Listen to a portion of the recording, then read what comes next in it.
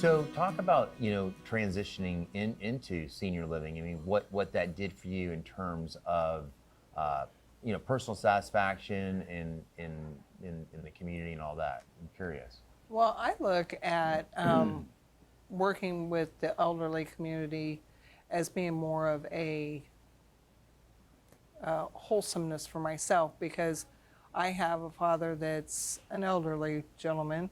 He's in his late 80s, and I care for him. Sure. And he doesn't live in an establishment such as this, but he still lives in his own home, and he's able to care for himself still as far as everyday living.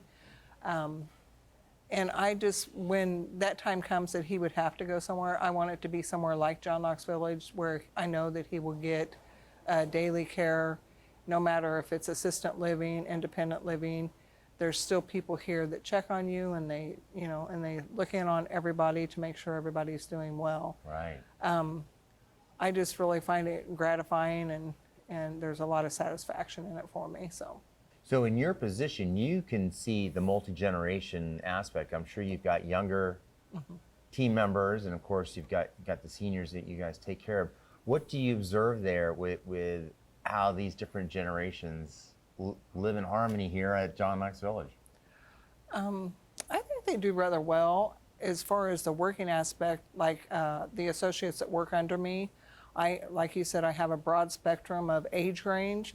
We have a lot of tenured associates that are here, and then we have younger associates that are, maybe in their late 20s, but they have just as much, I don't know what the word that I'm really looking for. They work just as hard to make sure that the residents are happy and satisfied and they're getting everything they need as one of our tenured associates would. Right. The housekeeping department itself, including my laundry department, really a lot of times go above and beyond to help to make sure the residents have whatever it is that they need. I know that during our COVID times, we had residents that didn't have family members, and so our housekeepers would check in and see if they needed anything. They would go to the grocery stores for them, bring back food for them, and those were things where they went above and beyond their call of duty of what they should have been doing. So. Oh, nice.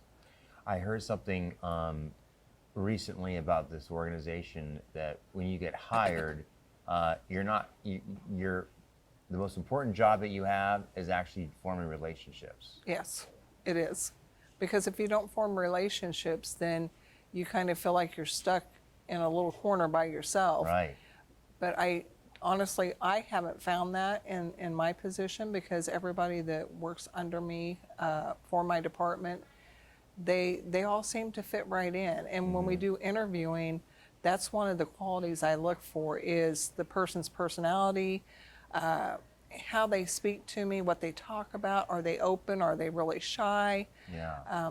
That way I can kind of get a better feel of if they're going to be a good fit for our community, not just for my department, but for our community. Because right. Our community is very big on our pride, and we want to make sure that everybody that comes into our community is prideful and shows Right. that to our residents and our associates. That's fantastic.